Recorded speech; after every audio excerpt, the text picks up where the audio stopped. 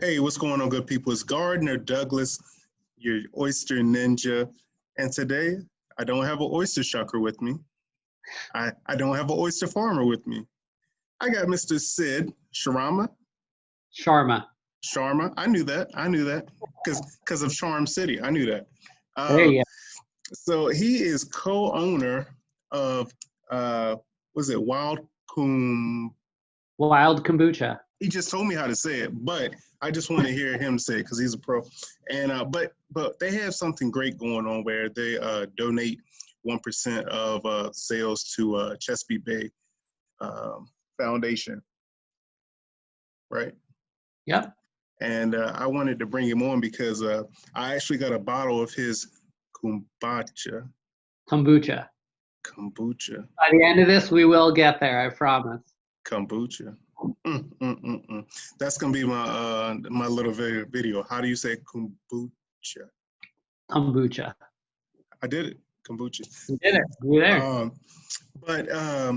Yeah. So just how are you today, man? I'm doing well. You know, all things considered, I can't complain. You know, still fortunate enough to go to work and enjoy some kombucha. Right.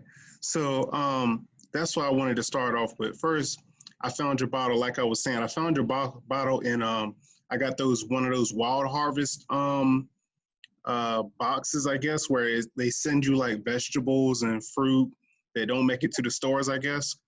Yep, Hungry Harvest. Hungry Harvest, yeah. And they sent me your bottle by accident. So my wife, reached out to him, was like, hey, we got this bottle. We didn't order it, but what's going on? Do we keep it? Do we send it back? So they was like, keep it, try it, you'll love it. So we kept it. I tried it. I loved it. So that's why I reached out to you. And then I saw like the little sticker on the back where it was like, each bottle sold or, a percentage of the sales goes to Chesapeake Bay Foundation. Yep. So I reached out to you and here we are. So Definitely. Can you tell us, since I couldn't even get the name right, what is kombucha? So kombucha. I'm telling you, this entire thing is just an exercise by the end. So kombucha is essentially fermented tea. So we make tea just like you would on a stove at home.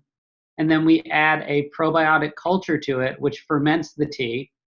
And then you have our kombucha base. And then we add different organic juices to create our different flavors. Okay, so what are the health benefits? Why should we drink kombucha?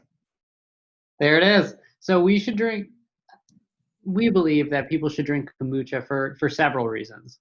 One huge reason is that it's probiotic. So what does that mean? It helps replenish the good bacteria that naturally lives in your gut and helps you digest foods. So when we eat processed foods like white flour or take antibiotics, it kills those bacteria or flushes it out of your system. So we need a way to replenish it, and kombucha is a super fun way to do that. On top of that, it's also extremely low in sugar, and it's a low-calorie alternative to sodas and other soft drinks. Cool. So since you mentioned sugar, so you guys teamed up with another small business, I believe, and got the sugar from them? So who are you thinking of? I am thinking of, let's see, Nella Nature? Yeah, so that's actually another project we're working on. They're another local Baltimore company, and they needed somewhere to store their panela that they source, which is unprocessed sugar. They needed somewhere to store it, and they're good friends of ours, and so we started collaborating on working together. And when we moved into this larger space, we offered to help them store and grow. Cool. Okay. So, yeah, how does that tie in all together? So the Nell is actually a completely separate product. So that's not involved in the kombucha or in our Yerba Mate tea. That's kind of like its own thing, but it really shows the sense of community in Baltimore and how businesses come together to help each other out. Got you. So, like, how important is collaborating with other companies and small businesses and that type of thing? It's been enormous for us. When you're first starting out, we came in with very little knowledge of the food industry, of the beverage industry, and being able to lean on companies with a little bit more experience really allowed us to grow. When we were first starting out, we were part of a food business roundtable, and there were probably 7 or 8 businesses, and we'd get together once a month and just talk about the issues we were having, or the successes and how we achieved them. And that really helped us get from that really early stage and have a vision of where we wanted to go and how we would get there. So, has the collaboration like helped like during this COVID-19? Like, how have you guys been dealing with that?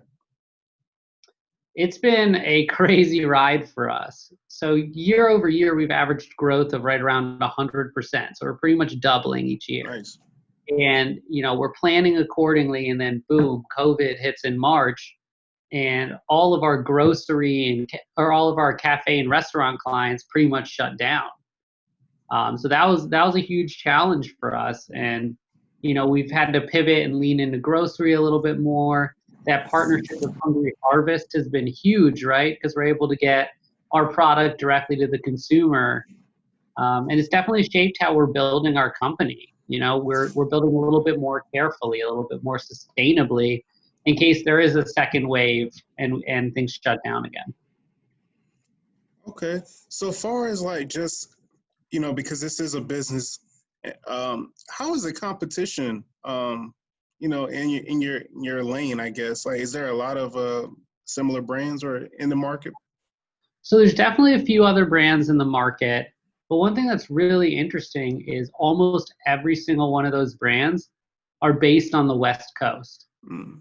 So we've been fortunate enough to grow into the biggest kombucha company in the DMV. So we have a decent bit of space and land ourselves. So, what are your like future goals? Because you've got like when I think of goals, I just think about growth. But you like year after year, you guys are like killing it. So, like, what are your future goals as far as with the company? Yeah, we're still a very small brand, so we have a lot to grow into, even in Maryland, even in the DMV area. We really want to just get our kombucha in as many people's hands as possible, and use that as a vehicle to do good. I mean, you mentioned our partnership with the Chesapeake Bay Foundation. Our goal last year was to put 1 million oysters back in the bay, and we gave enough to do so. So our end goal, our end vision that we've talked about a lot, is we want to hit that point where we put 1 billion oysters back in the bay. That's always been a goal that we've talked about and a dream we've had for, maybe it won't happen next year, but a few years down the road, we can look back and say, we had that type of impact on our local environment, our local community. You just talk a little bit about like why that's important to you, because obviously you guys are a small business, but you still find you find it important enough to invest back into the environment. So I think it comes from not only our background educationally, but also the fact that all three of us grew up in the Maryland area. Adam will take his kayaks out and we'll go out on the water. I grew up in the Severna Park area, so not too far from the water. I'd go down to Annapolis or on the Severn River, and we've all had experiences enjoying what the Chesapeake Bay has to offer and the watershed in general. So we've seen how incredible of an experience that can have, and we want generations down the road to be able to have that same awesome experience. In terms of my background, prior to starting the business, I went to the Nicholas School of the Environment at Duke University, and I was really setting myself up for a career in environmental management. I was focused more on the energy and renewable energy side. But when we started this business, I knew I wanted to give back to those roots in some way. And when you couple that with the fact that we're a local regional brand, Chesapeake Bay Foundation was, our dream partner. That's beautiful, man. That really is. So, what's your favorite oyster, man? Ooh, that's tough. I don't know if I'm necessarily a purist though, because I'm that guy that'll always make sure to throw like every sauce on the table on when I try it. I know. But whenever I go out to somewhere, I'll always try to get the local ones. I do tend to lean a little bit more briny if I had Okay, to describe my taste. What that's about you? cool. So my favorite oyster, man, and I got an answer for everybody, but honestly, it just comes down to like, what mood am I in? Like, do I Hmm. do I want something salty, or I'm not much of a sweet oyster person, and a lot of people know that about me. But if I do eat sweet oysters, I want them like char grilled or roasted, like the local oyster does. Um, Yeah. I just like oysters honestly, and I like trying new oysters just to see what flavor they're bringing. And it's so incredible that we talk about this in the business a lot, right? So our products are all organic. We use organic juices to make our different flavors. And they all have these beautiful, incredible colors to them and completely different flavor profiles, and it's all from nature. And I think oysters are the same way, right? You're just taking it out of the water, and depending on where it's from, the flavor is so different. We've actually been experiencing that when working on sourcing different ginger juices. We got a ginger juice from Peru, which was much sweeter. And then we got a ginger juice from China, which had that like spicy, that kick. And I think you experienced that similarly on the oyster side. Oh, for sure, man. Because if you get some Chesapeake Bay oysters, let's just say not even Chesapeake Bay. Let's go up top. Let's go to like Rappahannock River, which are gonna Mhm. be like sweet and buttery and more mineral. And then you Yeah, just go a little bit further south, down to the eastern shore and get some sugar take oysters. It's gonna be straight salt, coming from the Atlantic Ocean. I definitely lean a little bit more salty as well. Yeah, man. I love briny oysters, man. Yeah, I think it creates a good contrast too with like the different sauces that people offer. Honestly, I don't know if I've ever said it on a podcast, but like maybe I have in one of the early ones. But one of my favorite oysters are from the Eastern Shore, and it's called Ruby Salt. And Ruby Salt is like down in like Cape Charles and Sheridan area, right on the Mhm. tip of the shore. So it's like it's on the Atlantic, so on the seaside, but it's like got some bay floating into it, so it has some Chesapeake Bay water. So it's like the perfect mix, not too salty, not too sweet, and it's so complex. Oh, that is awesome. I'm telling you, when things return to our normal, and we're able to sit down together, we got to enjoy some oysters. Sounds good, man. So, how we talked about just the difference in oysters. Like, what's the difference in the way you guys make your kombucha, There it is. and compared to other companies? So making kombucha is very similar to making beer, right? It's the art of fermentation. So depending on the temperature you ferment it at, the amount of the concentration of the tea you start with, the humidity in the room, all of these factors will change the taste of your brew. So we really pride ourselves on making a more approachable tasting kombucha. So kombucha is often known for an intense vinegar tone, but we're able to create a more balanced kombucha. One thing that makes us really unique is we use a fair trade organic gunpowder green tea as our base, while about 90% of people in the market are using black tea. And that really creates a unique flavor profile that I think people who grab our product really enjoy. On Another, top, oh, go ahead. no, go ahead, sir. I was gonna say on top of that, you know, whenever we're creating a flavor, we really focus on how it can complement the natural base of kombucha, and we aren't trying to mask it. We're trying to create something that like really complements it and brings it out. I guess that's the beauty of using fresh ingredients for one, because like you were saying with the ginger, everything is different depending on where it's coming from. But another thing, when I was reading and doing some research on you guys, that I really enjoyed and liked, which I think is like an awesome model, is like having like growing, but having like a small location like in that area that can brew it so everything still tastes fresh, so you grow with it, but, you have places where you brew also. Exactly. Because kombucha is a living product, it'll continue to ferment in the bottle. So anytime you distribute it or leave it out for a couple hours, it'll ferment a little bit more, which means that it's going to become drier, right? Because that probiotic culture feeds off of the natural sugars in the juices. So if I left this kombucha out for hours, it would just become drier and drier. So the more hands that touch it before it gets to the customer, there's more of a chance that the quality we want it to be enjoyed at isn't there as it gets farther and farther away. So by undertaking that model you described, we're able to maintain, just a top quality kombucha. Right. And what was the other question? What did I want to say? Oh, I got a question though. So I've drank kombucha before. Okay. But when I had yours, it was different. Far as like usually it's like little yeast or whatever it is like floating around. I didn't have that in yours. What is that? Like what's going on? So that is actually the Scoby, so the symbiotic culture of bacteria and yeast. Mm-hmm. That's the probiotic culture I was talking about. Okay. So since the product's living, if you also let it get to room temperature or leave it out, those will start to regrow in the bottle. So the reason you didn't see it in ours, but may have seen it in another brand's, is that may have been sitting on the shelf for 6 months. Wow.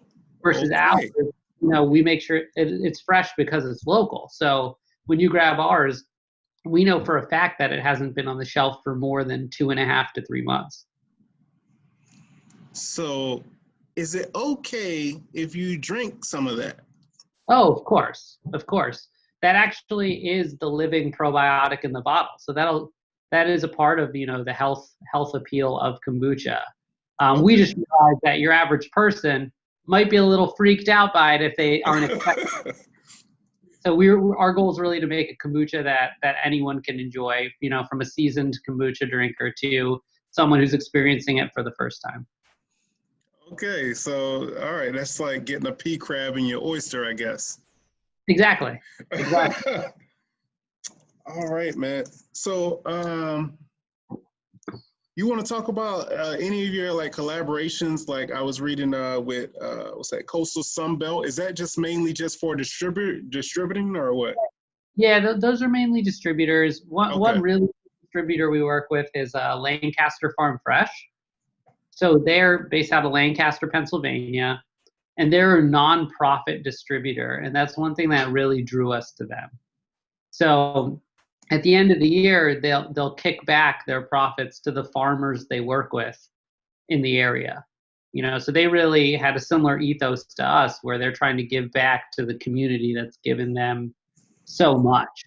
Like when I mentioned the Chesapeake Bay Foundation partnership, another reason for that, as well as the other work we do, is because Baltimore's given us so much. When we were first starting, we made so many mistakes. Whether we over fermented a batch, so when you open the bottle, it's a little too carbonated, or we delivered someone the wrong order. People kept supporting us. So I feel like we almost have a duty to give back the way they gave to us.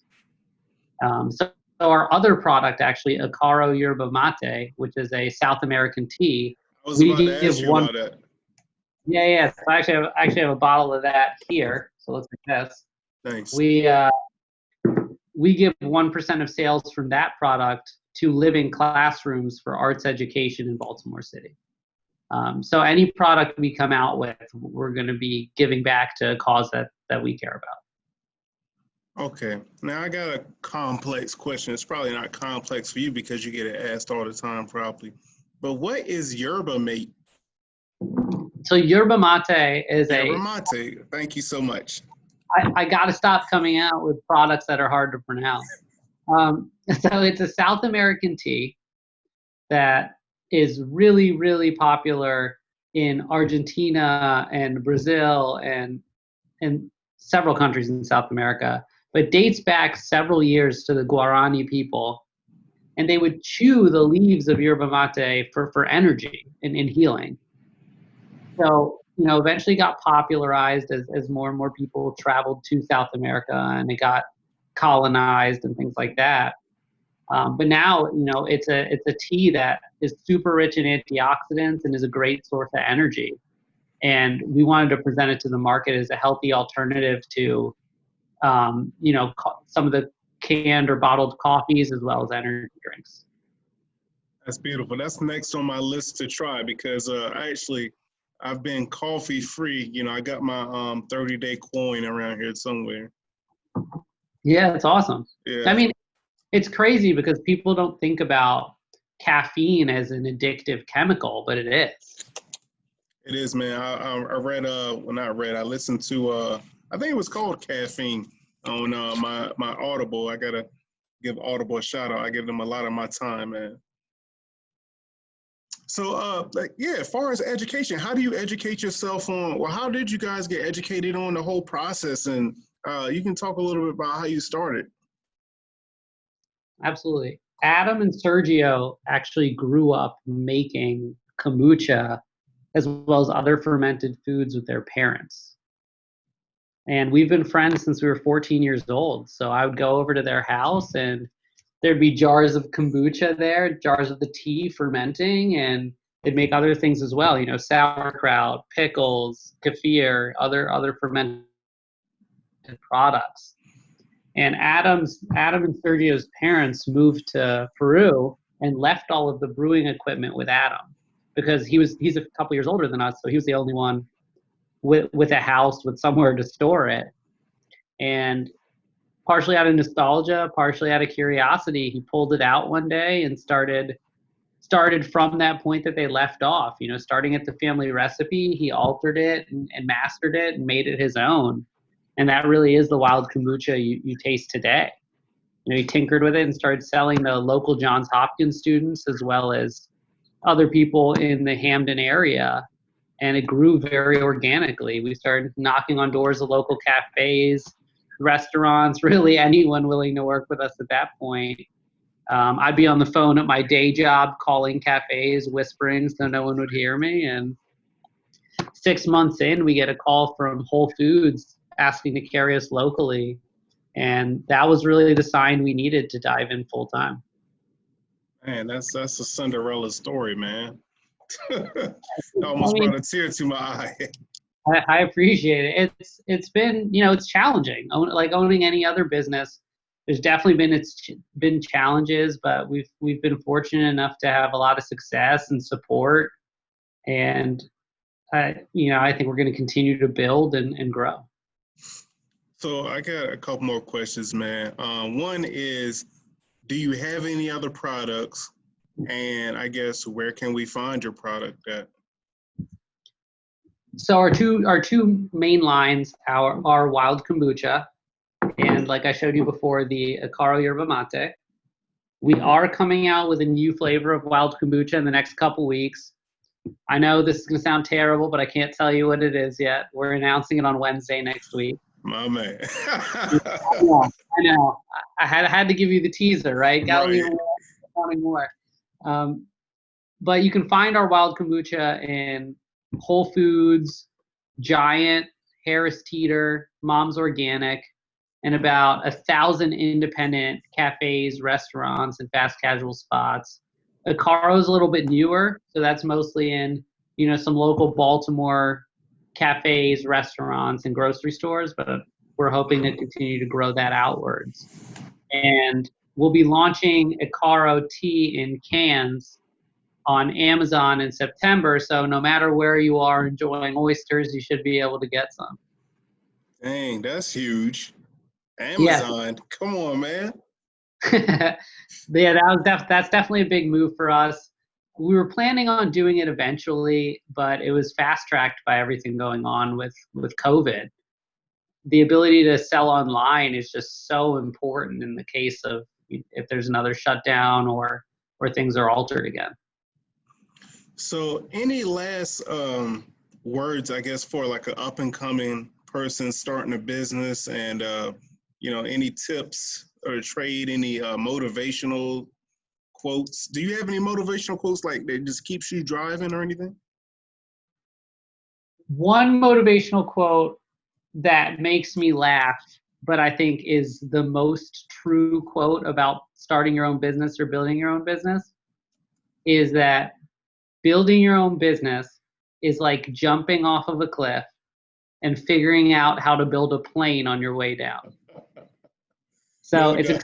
it's extremely challenging, but if you pull it off, it is the most gratifying thing you can do. I'd My say main, so. my main advice for anyone is to ask for help and really explore the resources around you. You know, from Baltimore Development Corporation to Baltimore Business Lending to the Goldman Sachs 10,000 Small Business Program, we've gotten so much help from people with a ton of experience. I feel like I've had this moment of clarity where you know like when it's like the story everyone tells. When you're a kid, you feel like your parents don't know anything, and then you grow up and you have your own kids, and then you realize that they knew everything. Yeah. I think it's a lot like that. We've been able to lean on people that have been in banking for 20, 30 years, people who had their own business 20 years ago. Because at the end of the day, we started this as our first business as 24-year-olds with no idea what we were doing. I mean, so much of it is being in the right place at the right time and just willing to work harder than the person to your right or left. Mm. That's the point right there, man. Just that hard work. I think one of my favorite, it's not a quote, but I think it's like, I listen to a lot of Eric Thomas, the hip hop preacher. I'll And have he to was, check. yeah. So I think he was retelling the story, but it was like, it's like holding on to like a slippery rope or something. And like you're looking around and like eventually like people just starting to fall off, but you're like still there. And then it just gets a little easier, I guess. I don't know. It's all will, you know. You just gotta keep pushing. We definitely had that experience. So we manufacture all of our drinks in-house. And we saw several companies in the area that were just having someone else make it for them, and they sell it to them, and then they're just marketing it. You know, and obviously that's the easier way to go. But is it the sustainable way? Is it the gratifying way? You know, taking the harder road is sometimes worth the struggle. And we've seen several of those companies close while, you know, we're still hanging on to that bar you described. So I wasn't gonna name drop or anything, but in my travels of research, I saw you introduce Mr. Bloomberg, sir. Yes, I did. I How had, was that, man? That's huge. yeah, that was an incredible weekend. That was obviously the highlight that most people have seen. And I got that opportunity by going through the Goldman Sachs 10,000 Small Business Program, since it's a collaboration with Bloomberg. And I had the opportunity to meet his team and share our story. And they felt that it was worth telling and that was a great platform to share it. So during that weekend, it was one of the most inspiring times I've ever had. I was in a round table during that same weekend with Warren Buffett, Richard Branson, a lot of incredible people. And my main takeaway that I share with anyone whenever they ask me about that experience is that at some point they were exactly where we are. You know, they were sitting in a room with an idea, just working on something because they cared about it, because it was a passion, and it just really worked out for them. So we celebrate them. But we should look at everyone who owns a business, every entrepreneur, the same way. You learn so much along the way, and it's such a crazy journey. And I think it's interesting that the only stories we hear, it's like history, right? You always hear the story from the victor. You don't hear it from the person who lost the war. I think we've gained so much by hearing the stories of entrepreneurs that didn't make it or almost made it or made it and then lost it, you know? Sure, man. I like the way you put that, man. I honestly, I try and learn something from everybody. I try to learn something from the wino in the corner. You know what I mean? Because everybody has a little bit of wisdom because they've been through something, and life experiences hopefully have taught them something. Either they know what they're doing is wrong. You know that guy who's, yeah, I know it's wrong, but I gotta get another one. So everybody has some wisdom.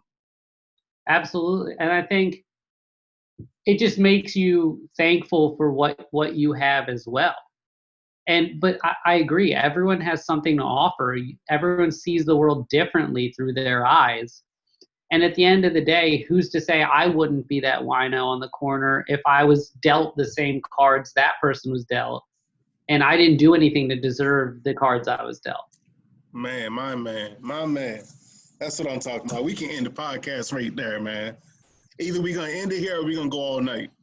Hey man, I got time.